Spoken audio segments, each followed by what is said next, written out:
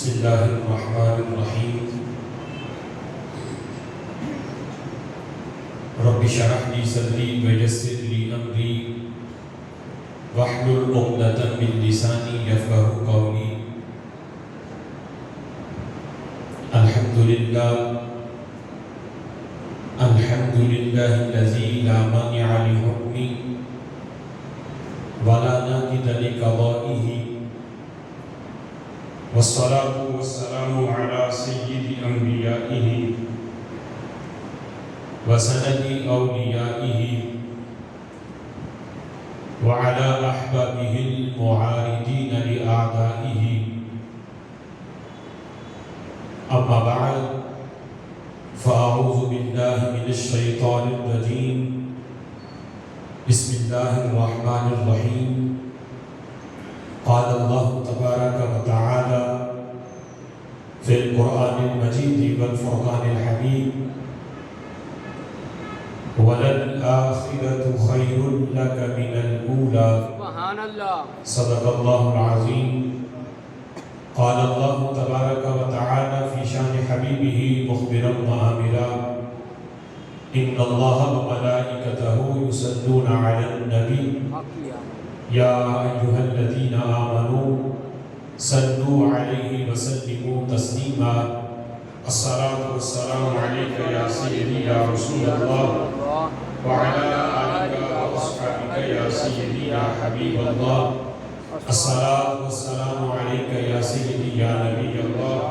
وعلى آلك وأصحابك يا سيدي يا نور الله مولاي صل وسلم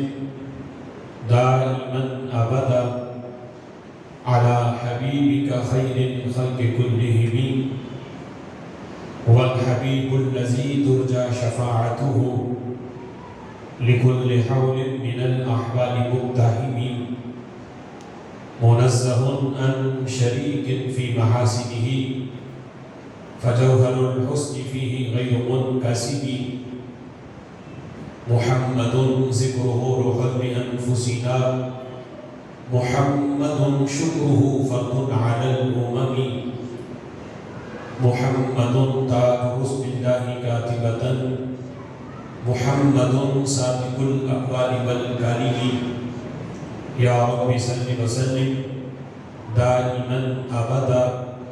على حبیبک خیر الخلق كلهم اللہ وحدہ لا شریک حمد و ثنا اور حضور سرور کائنات مفخر موجودات زینت بزم کائنات باعث تخلیق کائنات دستگیر جہاں غم ہو سارے زمان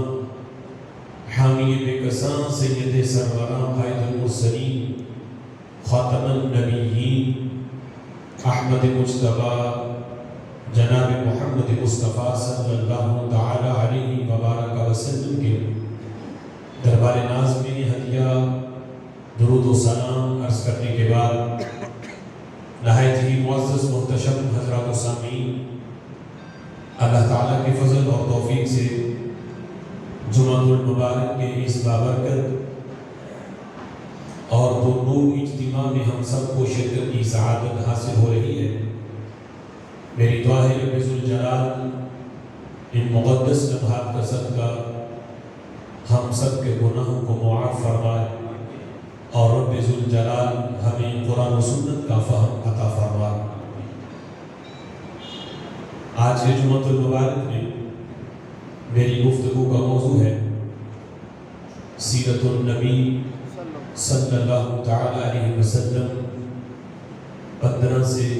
25 سال تک۔ سبحان اللہ۔ رب ذوالجلال کے فضل سے رسول اللہ صلی اللہ تعالی علیہ وسلم کی مقدس معطر سیرت کا موضوع جاری ہے۔ آپ کی مقدس سیرت کے اہم پہلو پر ہم اپنے مختلف موضوعات میں گفتگو کر رہے ہیں۔ اس موضوع سے پہلے تقریباً 4 موضوع رسول اللہ صلی اللہ تعالیٰ علیہ وسلم کی مقدس سیرت کے گزر چکے ہیں، اور انشاءاللہ آئندہ موضوعات میں بھی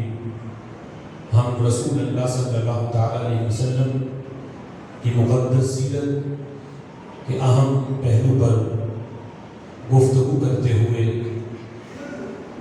اس کو مکمل کریں گے کہ رب ذوالجلال نے ہمارے آقا صلی اللہ تعالیٰ علیہ وسلم کی سیرت کا ہر لمحہ ایسا تابناک اور ایسا پاکیزہ اور ایسا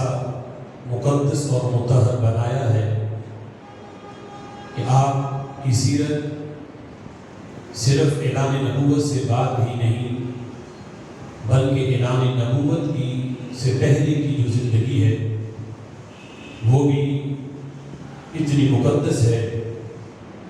کہ آپ صلی اللہ تعالیٰ علیہ وسلم نے رب ذوالجلال کی توحید کی دلیل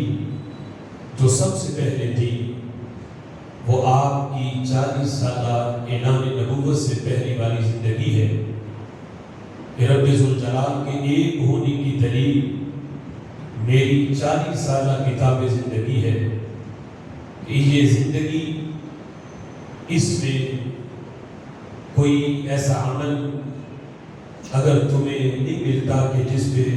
تم کوئی اعتراض کر سکو، اس پوری زندگی میں جھوٹ کا اور معذاللہ فریب کا تمہیں دور دور تک کوئی ایسا عمل نہیں ملتا، تو اب بھی مان لو میں سچ کہتا ہوں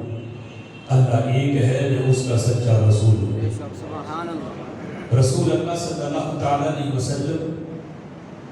کی عمر مبارک کے جو یہ سال ہیں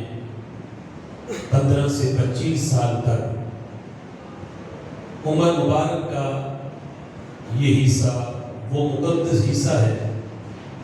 کہ جس میں ہمارے آقا صلی اللہ تعالیٰ علیہ وسلم نے شباب میں، جوانی میں قدم رکھا۔ عام طور پر اس وقت عرب کا جو ماحول تھا، اس عمر کے نوجوان ان کا اکثر وقت عیاشیوں میں اور رقص و سرور کی محافل میں گزرتا، لیکن ہمارے آقا علیہ الصلوۃ والسلام کا شباب، آپ کی جوانی ایسی مقدس اور ایسی پاکیزہ ہے کہ اس وقت بھی آپ کی پاک دامنی اور آپ کی طہارت کی گواہیاں دی جاتی، اور ہر طرف آپ کی پاک دامنی اور آپ کی کردار کا چرچا تھا۔ عام طور پر اس وقت کا جو ماحول تھا تو لوگ یہ سمجھ رہے ہوں گے کہ شاید ابھی بچپن ہے،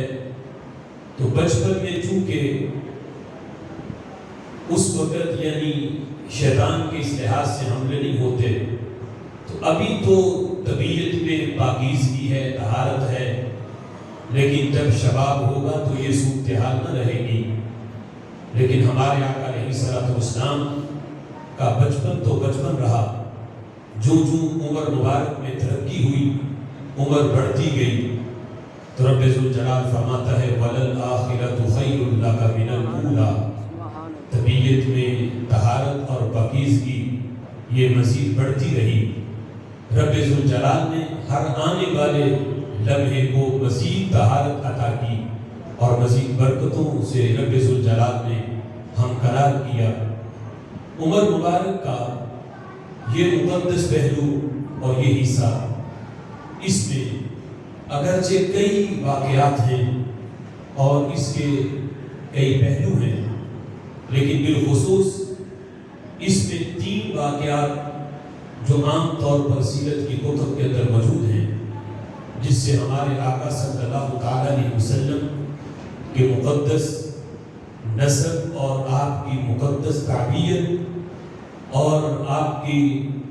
شباب کی جو پاکیزگی ہے اس کا اظہار ہوتا ہے۔ ان میں ایک واقعہ حرب فجار کا واقعہ ہے اور ایک حلف فضول کا واقعہ ہے،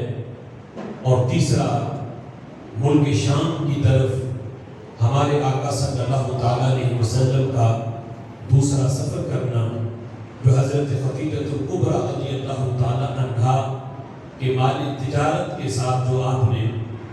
ان کے قافلے کو ملک شام لے کر گئے اور آپ کا مال فروخت کیا، یہ دوسرا سفر ملک شام کی طرف اس عمر مبارک کا اہم حصہ ہے۔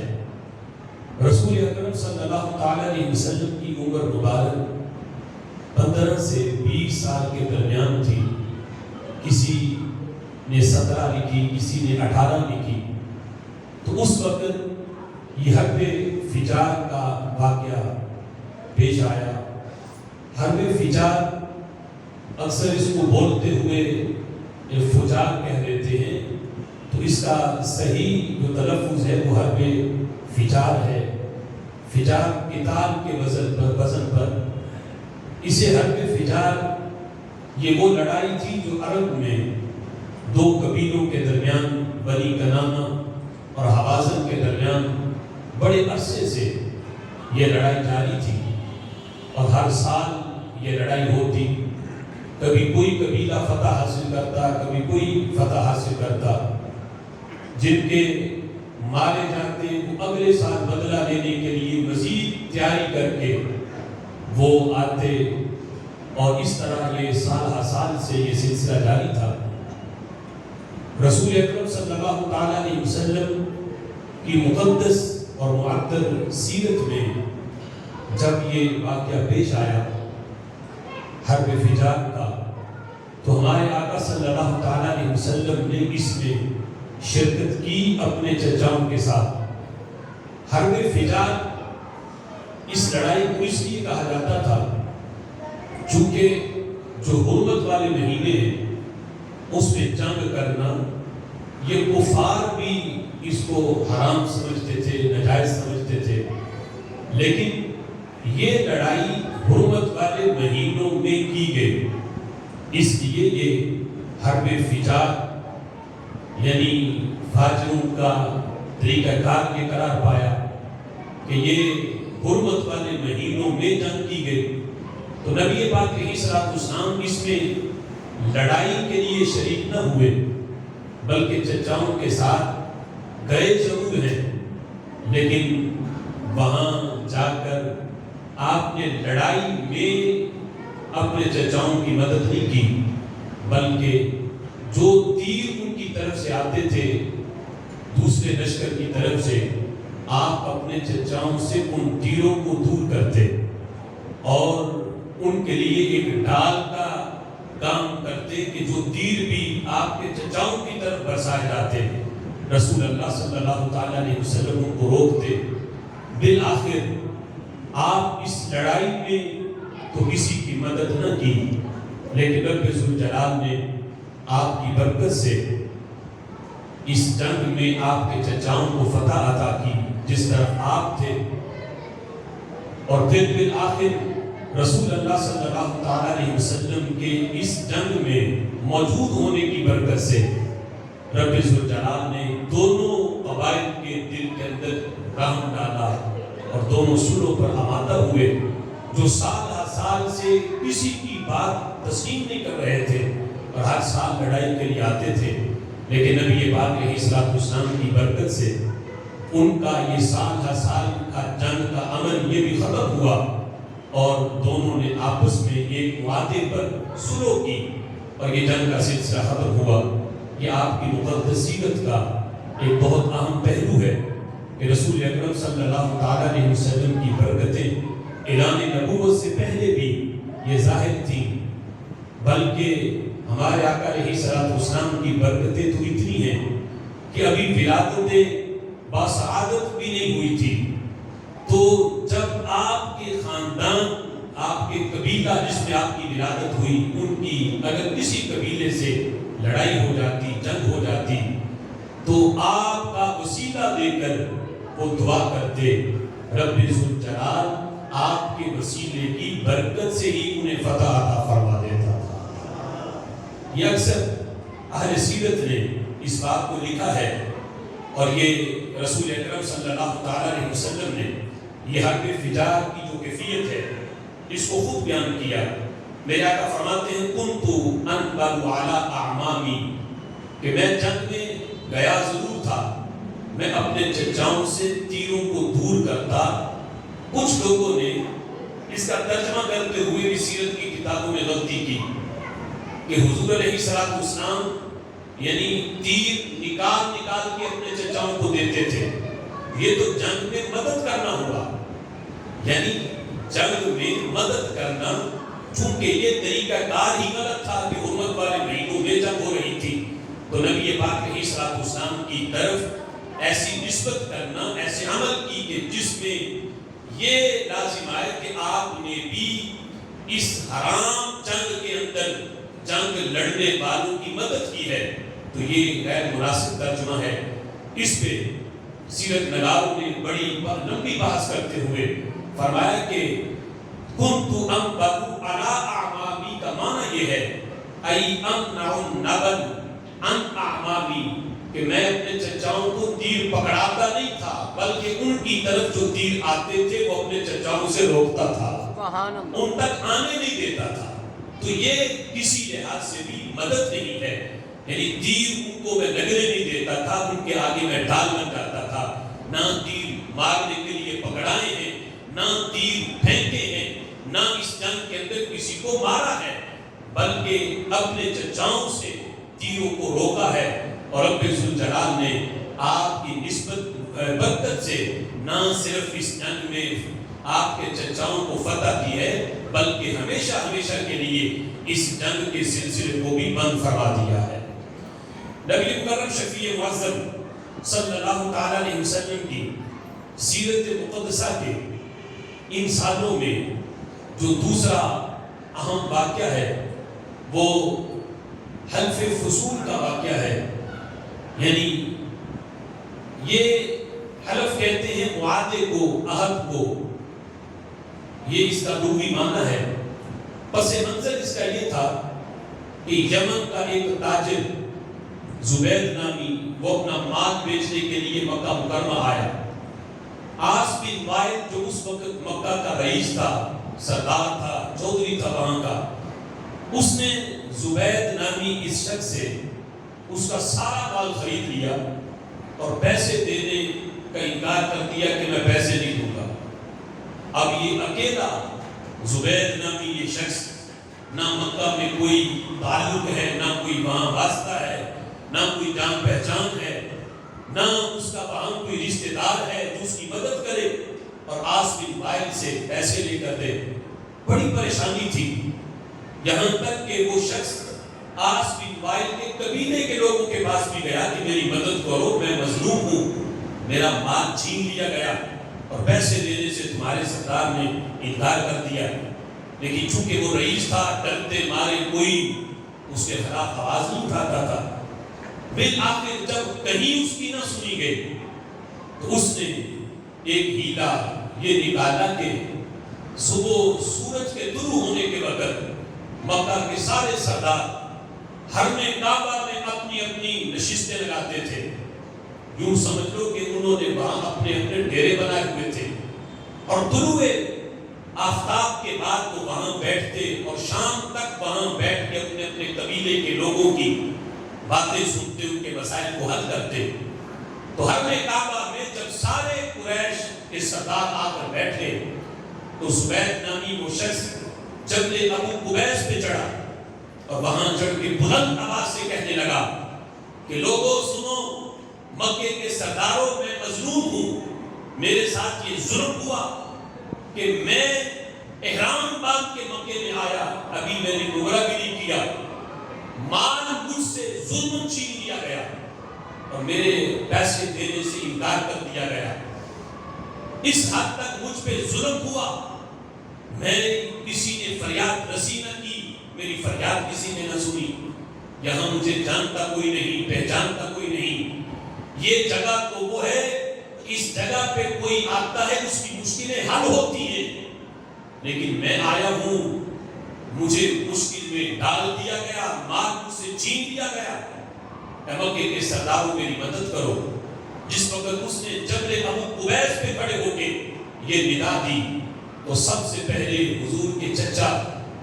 زبیر بن عبد المطلب رضی اللہ تعالیٰ عنہ وہ سب سے پہلے کھڑے ہوئے اور انہوں نے فوراً اس کی مدد کرنے کے لیے مکے کے سارے سرداروں کی میٹنگ کروائی اور وہاں ایک تحریک چلائی. تحریک یہ چلی کہ آج کے بعد مکہ شریف میں کسی مظلوم کو بے سہارا نہیں چھوڑا جائے گا. جو بھی مظلوم ہوگا سارے سردار اس کا ساتھ دیں گے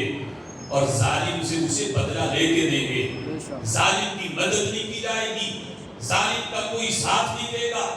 مظلوم کو تنہا چھوڑا نہیں جائے گا.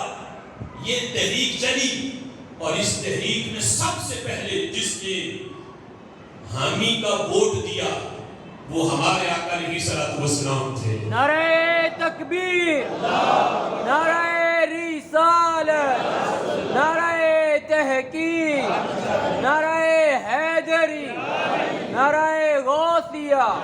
رسول اکرم صلی اللہ تعالی علیہ وسلم اس وقت جو آپ کے نوجوان ساتھی تھے انہیں ساتھ لے کے سب سے پہلے آپ اس آواز پہ کھڑے ہوئے اور اس کی حمایت کی, جسے دیکھتے دیکھتے سارے سرداروں نے اس میں حمایت کا ووٹ دیا اور پھر بالآخر یہ معاہدہ ہوا جسے حلف فضول کا نام دیا گیا. چونکہ فضول کے فضل کی جمع ہے, اس میں جو معاہدہ کرنے والے 3 جو سردار تھے ان کا نام میں فضل آتا تھا, جس بنا پہ اسے حلف فضول کا نام دیا گیا. نبی مکرم شفیع معظم صلی اللہ تعالی علیہ وسلم خود اس کی جو صورتحال ہے اس کو بیان کرتے ہوئے میرے آقا فرماتے ہیں لقد شہدت فی داری عبداللہ ابن جدعان حلفا ما احب ان لی به عمر النعم. فرمایا کہ میں اس وقت حاضر تھا عبداللہ بن جدعان کے گھر میں جب یہ حلف فضول کا معاہدہ ہو رہا تھا, اس وقت میں حاضر تھا اور میرے آقا فرماتے مجھے اس معاہدے سے اتنی محبت تھی کہ اگر مجھے سرخ اونٹ بھی کوئی دیتا کہ یہ اونٹ لے لو اور اس کی حمایت نہ کرو, میرے آقا فرماتے میں اونٹ قربان کر دیتا, اس معاہدے کی حمایت پھر بھی کرتا. مجھے سرخ اونٹوں سے بھی زیادہ محبت مجھے اس معاہدے سے تھی. یعنی جو نظام ہمارے آقا علیہ الصلوۃ والسلام نے کہ ظالم کا ساتھ نہ دینا اور مظلوم کا ساتھ دینا, یہ نظام جو اعلان نبوت کے بعد آپ نے مکہ اور مدینہ کی سرزمین پہ قائم کرنا تھا, میرے آقا اعلان نبوت سے پہلے ہی اس تحریک کا حصہ بن کے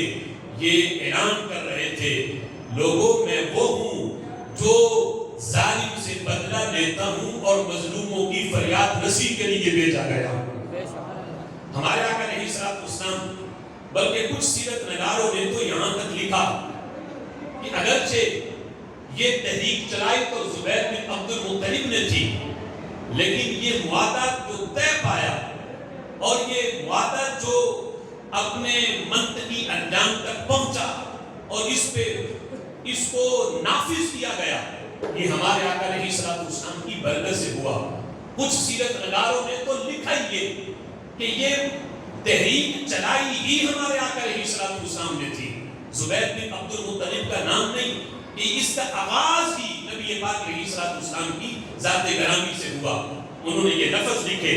وَقَانَتْ فِكْرَةُ إِيجَادِ حِلْفِ الْفُضُولِ مِنْ قِبَلِ رسول اللہ صلی اللہ علیہ وسلم قبل البعثة ذات اہمیت کبیرۃ لأنه استطاع بهذا الابتکار ان يحدث انقلابا. انہوں نے کہا کہ نبی پاک علیہ الصلوۃ والسلام کی طرف سے بعثت سے پہلے حلف فضول کا جو یہ وعدہ ان کی طرف سے جو آیا ہے, فرمایا کہ اس سے فائدہ کیا ہوا, لأنه استطاع بهذا الابتکار ان يحدث انقلابا. اس وعدے نے ان لوگوں کے جن کے حقوق کھو چکے تھے ان کے حقوق واپس لوٹانے میں انقلاب برپا کیا, اور یہ ہمارے آقا علیہ الصلوۃ والسلام کی برکت سے ہوا. یعنی وہ نظام اور وہ ساری چیزیں جو ہمارے آقا علیہ السلام نے ابھی اعلان نبوت فرمانے کے بعد وہ نظام اس کائنات میں رائج کرنا تھا، اس کائنات کے اندر اس نظام کو نافذ کرنا تھا، ہمارے آقا بعثت سے پہلے ہی، اعلان نبوت سے پہلے ہی یہ تحریک چلا چکے تھے، تاکہ لوگوں کو پتہ چلے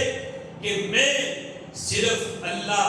کی وحدانیت کا ہی پیغام دنیا میں لے کے نہیں آیا، بلکہ کائنات کو سارا زندگی گزارنے کا نظام بھی دینے کے لیے آیا۔ نبی پاک علیہ السلام کی عمر مبارک کے اس حصے میں ایک اور اہم واقعہ بھی رونما ہوا، جس کو اکثر اہل سیر نے اس کو نقل کیا۔ ہمارے آقا علیہ السلام کی عمر مبارک 18 یا 20 سال تھی۔ رسول اکرم صلی اللہ علیہ وسلم گھر میں کعبہ میں آپ جلوہ گر ہیں، اور کعبہ شریف کے ساتھ ٹیک لگا کر حضور اپنے پاؤں یوں پھیلا کر آپ بیٹھے ہوئے ہیں اس انداز میں۔ وہاں مکہ شریف کے اندر ایک بہت بڑا قیافہ شناس اس کا وہاں سے گزر ہوا۔ قیافہ شناس کہتے ہیں کہ جو اس وقت چونکہ یہ ڈی این اے ٹیسٹ تو نہیں تھا، اگر کسی کے نسب میں کوئی اعتراض کرتا کہ یہ فلاں کا بیٹا نہیں، تو یہ قیافہ شناس جو تھے ان کے پاس اتنا علم تھا کہ یہ اس بچے کے پاؤں دیکھ کر اور پاؤں کی انگلیوں کی بناوٹ دیکھ کر اور پھر اس کے باپ کا پاؤں دیکھ کر اور انگلیوں کی بناوٹ اور جسم کی بناوٹ دیکھ کر یہ فیصلہ کرتے تھے کہ یہ اس کا بیٹا ہے یا نہیں۔ اور اس پہ اہل عرب کو بڑا اعتماد تھا اس قیافہ شناسی پر۔ اس وقت جو سب سے بڑا قیافہ شناس تھا، اس کا جب مکہ شریف سے گزر ہوا، بوڑھا ہو چکا تھا، شاگردوں نے دونوں بازوؤں سے اس کو سہارا کیا ہوا تھا، جس وقت وہ حرم کعبہ کے پاس سے گزرا، نبی پاک صلی اللہ علیہ وسلم کے قدم مبارک پہ جب نظر پڑی تو وہ قیافہ شناس حضور کے قریب آیا، غور سے حضور کے قدموں کو دیکھا، پھر مقام ابراہیم پہ پہنچا۔ مقام ابراہیم پہ جو حضرت ابراہیم علیہ السلام کے قدموں کے نشان انہیں دیکھا تو آنکھوں سے آنسو جاری ہو گئے۔ شاگردوں نے پوچھا کہ استاد جی رونے کی وجہ کیا ہے، کیوں روئے؟ اس نوجوان کے قدم دیکھ کے اور پھر مقام ابراہیم پہ لگے نشان دیکھ کے آپ روئے کیوں ہو؟ قیافہ شناس نے کہا مجھے یہ بتاؤ یہ نوجوان کون ہے؟ تو لوگوں نے بتایا کہ یہ عبد المطلب کا پوتا ہے۔ اب قیافہ شناس کہنے لگا، آج لوگ کہتے ہیں کہ معاذ اللہ 40 سال تک پتہ ہی نہیں تھا حضور کو کہ وہ نبی ہے یا نہیں، یہاں تو حضور کے قدموں کو دیکھ کے لوگ گواہیاں دے رہے ہیں کہ یہ وہ ہیں جن کو اللہ نے ختم نبوت کا تاج پہنایا ہے۔ وہ قیافہ شناس جس وقت اس کو بتایا گیا کہ یہ حضرت عبد المطلب کے یہ پوتے ہیں، تو وہ کہنے لگا کہ کئی سال بیت گئے، میں اس تلاش میں تھا، میں نے آج تک جو قیافہ شناسی جو میں نے کی ہے میری غلط نہیں ہوئی، میں نے جس کے بارے میں جو کہا کہ یہ فلاں کا بیٹا ہے فلاں کا بیٹا ہے، آج تک مجھ سے کوئی غلط فیصلہ نہیں ہوا۔ میں سال ہر سال سے تلاش میں تھا کہ مجھے کوئی ایسے قدم ملے کہ جن کی حیت اور جن کی بناوٹ مقام ابراہیم میں جو قدم نقش ہیں ان کے مطابق کو مجھے قدم ملے۔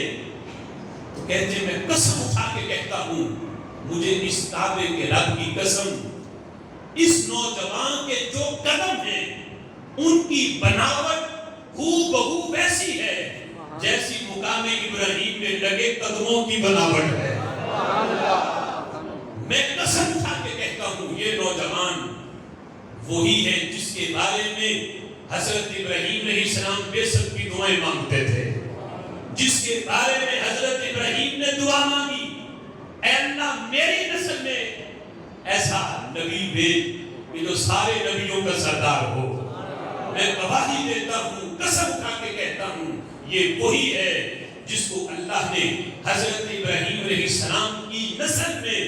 بھیجا ہے، یہ ان کی نسل میں سے ہے اور اللہ نے ان کو تمام نبیوں کی سرداری عطا فرمائی ہے۔ سبحان اللہ، بے شک۔ یعنی یہ نبی پاک علیہ السلام کے قدموں کا نشان دیکھ کے حضور کی ختم نبوت اور آپ کی نبوت کا جو ہے وہ اعلان کیا جا رہا ہے۔ تو جب پہلی آسمانی کتابوں میں پڑھ کے لوگ حضور کی نبوت کی گواہیاں دیتے ہو، درختوں کو پتا ہو کہ یہ اللہ کا نبی ہے، وہ جھک جھک کے سلام کرتے ہو اور بادل ان پہ سایہ کرتا ہو اور راہوں میں بڑے پتھر ان پہ درود و سلام پڑھتے ہو، جب ساری چیزیں جانتی ہیں یہ نبی ہیں، تو معاذ اللہ وہ نبی خود بے خبر کیسے ہو سکتے ہیں؟ انہیں بھی علم ہے کہ رب ذوالجلال نے مجھے تو نبوت اس وقت عطا کر دی تھی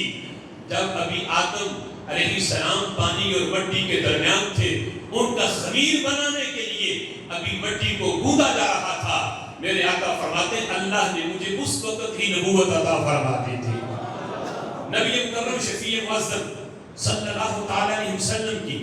عمر مبارک جب 25 سال ہوئی، اس میں سب سے اہم جو واقعہ ہے کہ آپ کے حسن و جمال، آپ کے اعلیٰ نسب، آپ کی پاکیزگی، آپ کی طہارت، آپ کی ایمانداری، دیانتداری، حسن اخلاق کا چرچا جب ہر طرف مشہور ہو چکا تھا، اور چلتے چلتے یہ خبر جب حضرت خدیجہ الکبریٰ رضی اللہ تعالی عنہا تک پہنچی کہ جو اس وقت مکہ شریف کے اندر جن کی بادشاہی، پاکدامنی، شرم و حیا کا بڑا چرچا تھا، وہ مالدار بھی تھی۔ مکہ شریف میں مجموعی طور پر جتنے مالدار تھے، جب وہ تجارت کے لیے اپنا قافلہ ملک شام بھیجتے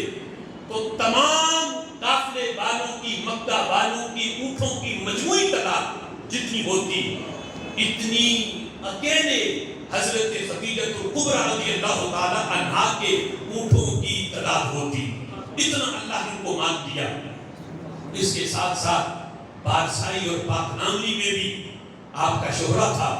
جس وقت نبی پاک علیہ السلام کا تذکرہ سنا تو انہوں نے آقا علیہ السلام کی طرف یہ پیغام بھیجا، ابھی نکاح نہیں ہوا، نہ نکاح کا پیغام بھیجا، یہ ساری اس سے پہلے کی باتیں ہیں۔ پیغام بھیجا کہ آپ میرے تجارتی قافلے کو ملک شام آپ لے کے جائیں، میں دوسرے لوگوں سے دگنا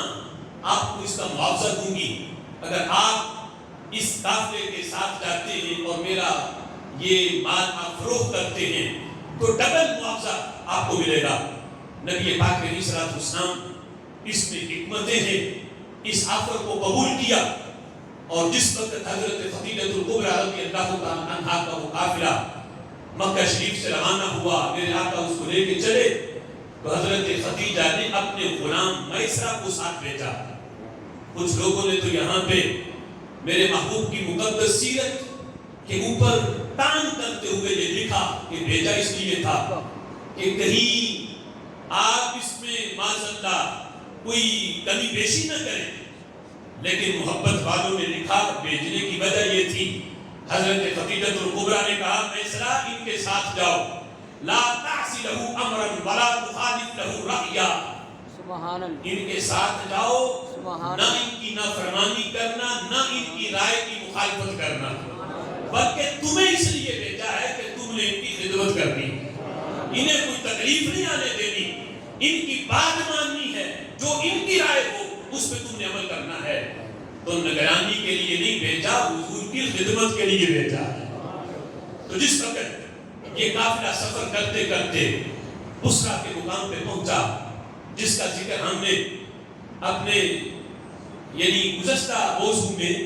جو نبی پاک علیہ السلام کا ملک شام کی طرف پہلا سفر تھا، تب بھی راستے میں بصرہ کا یہ مقام آیا تھا جہاں ایک راہب بحیرہ نامی راہب سے ملاقات ہوئی تھی اور اس نے حضور کی عظمتوں کو بیان کیا تھا۔ یہ دوسرا سفر ہے، یہاں اس سفر میں بھی میرے آقا علیہ السلام نے بصرہ کے مقام سے جب گزرے تو اسی درخت کے نیچے میرے نبی نے قیام کیا جہاں میرے نبی نے پہلے سفر میں قیام فرمایا تھا۔ سبحان اللہ، درخت بھی وہی ہے، جگہ بھی وہی ہے، لیکن راہب بدلا ہوا ہے. پہلے بسرا کا جو صومعہ تھا، ان کا جو عبادت خانہ تھا، اس کا جو راہب تھا اس کا نام بحیرہ تھا. لیکن اب جو راہب تھا 13 سال کا بیچ میں غائب ہے. پہلے اور دوسرے سفر میں، پہلا سفر 12 سال کی عمر میں تھا، یہ دوسرا سفر 25 سال کی عمر میں ہے. 13 سال کا بیچ میں فاصلہ ہے. اب جو راہب تھا اس کا نام نستورہ تھا. نستورہ نامی یہ راہب تھا. میرے نبی نے جب اس درخت کے نیچے قیام کیا، یہ نستورہ راہب اپنے عبادت خانے سے یہ منظر دیکھ رہا تھا. دور سے دیکھا جب میرے محبوب چلتے ہوئے آ رہے تھے، پھر آ کے درخت کے نیچے بیٹھے.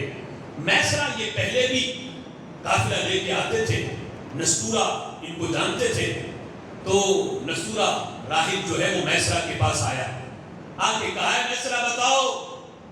من ھذا الرجل، یہ شخص کون ہے؟ سبحان اللہ. بتاؤ یہ کون ہے؟ انہوں نے کہا رجل من قریش، یہ قریش کا ایک رجل ہے. تو نستورہ نے کہا یہ محض قریش کا ایک رجل نہیں، انہیں رجل کہہ کے ان کا تعارف نہ کرواؤ. یہ محض قریش کا ایک رجل نہیں، یہ وہ ہیں جن کو اللہ نے نبیوں کی سرداری دی ہے. سبحان اللہ. میسرہ کہنے لگا تمہارے پاس کیا دلیل ہے؟ اس نے کہا میں اس درخت کی تاریخ جانتا ہوں. یہ درخت جس کے نیچے آ کے یہ بیٹھے ہیں اور جس انداز میں بیٹھے ہیں اور جس انداز میں درخت نے ان کا استقبال کیا ہے، پہلے جھک کے سلام کیا ہے، پھر اپنا سایہ ان پہ قربان کیا ہے. سبحان اللہ. یہ منظر جو میں نے دیکھا، درخت کا اس کی تاریخ میں جانتا ہوں. اس کے نیچے نبی کے سوا کوئی نہیں بیٹھا، اس کے نیچے وہی بیٹھتا ہے جسے اللہ نبوت کا تاج پہناتا ہے. میں گواہی دیتا ہوں یہ رب کا نبی ہے، یہ عام نہیں. پھر نستورہ نے ان کے نبی پاک علیہ الصلوۃ والسلام کے قریب ہوا اور قبل رأسہ وقدمہ. یہ ساری بات حضور سے نہ کی، یہ تو میسرہ سے بات ہوئی. جب حضور کے قریب ہوئے نستورہ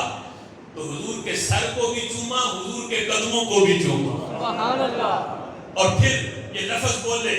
آمنت بک واشهد انک الذی ذکرہ اللہ فی التوراۃ فقال اشهد انک رسول اللہ النبی الامی الذی بشر بک عیسیٰ. میں ایمان لاتا ہوں، میں گواہی دیتا ہوں کہ آپ اللہ کے نبی ہو، وہ نبی جس کا ذکر اللہ نے اپنی کتاب تورات میں کیا. آپ وہ ہو جو نبیوں کے سردار ہو، نبی امی ہو، اور آپ وہ ہو جس کی بشارتیں حضرت عیسیٰ دیتے رہے. آپ حضرت عیسیٰ علیہ السلام کی بشارت ہو، آپ وہ ہو جس کے آنے کی خوشخبریاں حضرت عیسیٰ علیہ السلام نے سنائی ہیں. میسرہ یہ منظر دیکھ رہے ہیں کہ یہ منظر تو میں نے دیکھا ہے کہ یہ مکہ سے چلے بسرا تک پہنچے. میں نے دیکھا ہم پہ تو دھوپ پڑی ہے لیکن بادل نے ان پہ دھوپ آنے نہیں دی. مکہ سے جب بھی سورج نکلا ہے بادل ان کے اوپر سایہ کیے ہوئے ہے. یہ منظر تو میں نے بھی دیکھا، لیکن یہ اتنے عظیم رجل ہیں، اتنے عظیم ہیں کہ رب ذوالجلال نے صرف مکہ کی نہیں، اللہ نے پوری کائنات کی سرداری انہیں عطا فرمائی ہے. پھر وہ ساتھ رہا. میسرہ حضور کے حسن اخلاق، مال بیچنے کا جو انداز ہے وہ بھی دیکھا. یہاں تک کہ جب آپ ایک شخص کو مال بیچ رہے تھے تو کسی بات پہ اختلاف ہوا. حضور کچھ کہتے تھے، وہ خریدنے والا کچھ کہتا تھا. دونوں میں کسی بات میں جب اختلاف ہوا تو وہ شخص اگرچہ شام کا رہنے والا تھا اور توحید پرست تھا، بتوں کو پوجنے والا نہیں تھا، لیکن یہ جانتا تھا کہ یہ آئے مکہ سے ہے اور مکہ والے تو لات و عزیٰ کی بڑی عزت کرتے ہیں، یہ لات و عزیٰ کے پجاری ہیں. اس لیے اس نے کہا کہ تمہاری بات میں تب مانوں گا جب تم لات و عزیٰ کی قسم اٹھا کے کہو. تو میرے آقا سے جب اس نے لات و عزیٰ کی قسم اٹھانے کا کہا تو میرے نبی فرماتے ہیں میں تو ان کی طرح منہ کر کے تھوکتا بھی نہیں ہوں. سبحان اللہ تھوک بھی اپنی میں پاک سمجھتا ہوں، ان کی طرف توجہ بھی نہیں کرتا، تم کہتے ہو میں قسم اٹھاؤں، میں نے تو کبھی آنکھ اٹھا کے ان کو دیکھا بھی نہیں، آنکھ بھی ان کو دیکھنے سے پاک رکھی ہے، دیکھا بھی نہیں کبھی، نفرت ہے مجھے۔ تو وہ شخص کہنے لگا کہ بس اب قسم اٹھانے کی ضرورت نہیں، جو لات اور عزا سے اتنی نفرت کرے وہ جھوٹا نہیں ہو سکتا، وہ یقیناً سچا ہے۔ سبحان اللہ یعنی نبی پاک علیہ السلام اس وقت بھی توحید کے یہ اسباب پڑھا رہے تھے کہ میں لات اور عزا والا نہیں، میں رب والا ہوں۔ سبحان اللہ یہ مکہ شریف لات اور عزا کا نہیں، مکہ شریف جو ہے یہ رب ذوالجلال کا ہے، اللہ کی ذات کا ہے، لہذا وہاں جو حکومت ہے، وہاں جو نظام ہے وہ لات اور عزا کا نہیں، وہ رب ذوالجلال کا ہے۔ یہ بعثت سے پہلے اس چیز کی گواہیاں دے رہے تھے۔ جس وقت یہ سارا مال بیچا حضرت خدیجہ کبریٰ رضی اللہ تعالیٰ عنہا، پھر وہاں سے مال خریدا، نفع دگنا تگنا ہوا، بڑا نفع لے کے جب واپس آ میسرا منتظر تھے کب پہنچوں میں اپنی مالکہ کے پاس اور جا کے بتاؤں کہ یہ شخص کوئی عام نہیں، یہ وہ ہے جس کی صداقت کی گواہیاں تو شام والے بھی دیتے ہیں، اس کی حسن اخلاق اور اس کی پاک دامنی کے چرچے صرف مکہ میں نہیں ملک شام تک پہنچے ہوئے ہیں۔ جس وقت مکہ شریف قریب آیا تو میرے نبی نے میسرہ کو بھیجا کہ جاؤ اپنی مالکہ سے جا کے بتاؤ، قافلہ واپس آ گیا اور نفع کی صورتحال بھی بتاؤ۔ جس وقت جا کے بتایا، ابھی قافلہ مکہ سے تھوڑی دور تھا، حضرت خدیجہ کبریٰ رضی اللہ تعالی عنہا سے جا کے میسرہ نے ساری باتیں کی، حسن اخلاق کیسا ہے، اور راہب نے نستورہ نے ان کے بارے میں پیشن گوئیاں کیا کی ہیں۔ نسب آنا تو پہلے ہی تھا، حسن اخلاق کے لحاظ سے بھی۔ جس وقت حضرت خدیجہ کبریٰ کو بتایا، حضرت خدیجہ مکہ کی عورتوں کے ساتھ آپ باہر نکلی قافلے کی استقبال کے لیے۔ ابھی قافلہ دور تھا تو دور سے حضرت خدیجہ کبریٰ نے جو منظر دیکھا کہ پورے قافلے پہ دھوپ ہے، لیکن جہاں آمینہ کا لال ہے وہاں بادل نے سایہ کیا ہوا ہے۔ یہ منظر حضرت خدیجہ کبریٰ نے بھی دیکھا، صرف خود نہیں دیکھا، ساتھ آئی عورتوں کو بھی دکھایا کہ دیکھو کہیں بھی بادل کا کوئی نام و نشان نہیں، دوپہر کا وقت ہے، دھوپ ہے، لیکن جہاں وہ سونی زلفوں والا جاتا ہے وہیں بادل بھی ان پہ سایہ کرتا ہے، بادل بھی ان کی نوکری کر رہا ہے اور بادل بھی ان کی خدمت میں ہے، ان پہ دھوپ نہیں آنے دیتا، ان پہ سایہ کیے ہوئے ہے۔ یہ وہ ساری باتیں تھیں کہ حضرت خدیجہ کبریٰ اگرچہ ان کی پاک دامنی طہارت اور ان کی پاکیزگی اور ان کی بارسائی کا چرچا تھا پورے مکہ میں، محبوب علیہ السلام کے اس حسن اخلاق کو دیکھ کے اور آپ کے اعلیٰ نسب کی طہارت اور آپ کے شباب کی یہ طہارت کو دیکھ کے ان کے دل کے اندر یہ جذبہ پیدا ہوا، کاش مجھے ان کی رفیق حیات ہونے کا شرف ملے تو یہ میری زندگی کا سب سے بڑا سرمایہ ہوگا۔ یہ باتیں تھی کہ جن کو حضرت خدیجہ کبریٰ نے دیکھا اور وہ دل کے اندر یہ عہد کیا کہ میں ان کی رفیق حیات بنوں تو یہ میرے لیے سب سے بڑی خوش نصیبی ہوگی۔ یہ باتیں دیکھ کے پھر نکاح کا پیغام بھیجا اور نبی پاک علیہ السلام کی ازدواجی زندگی کا پھر یہاں سے آغاز ہوا کہ سب سے پہلا نکاح میرے نبی نے کائنات کی جس عظیم خاتون سے فرمایا وہ حضرت خدیجہ کبریٰ رضی اللہ تعالی عنہا ہے۔ انشاءاللہ سیرت کا اگلا جو موضوع ہے اس کو اگلے موضوع انشاءاللہ بیان کیا جائے گا۔ وآخر دعوانا ان الحمدللہ رب العالمین۔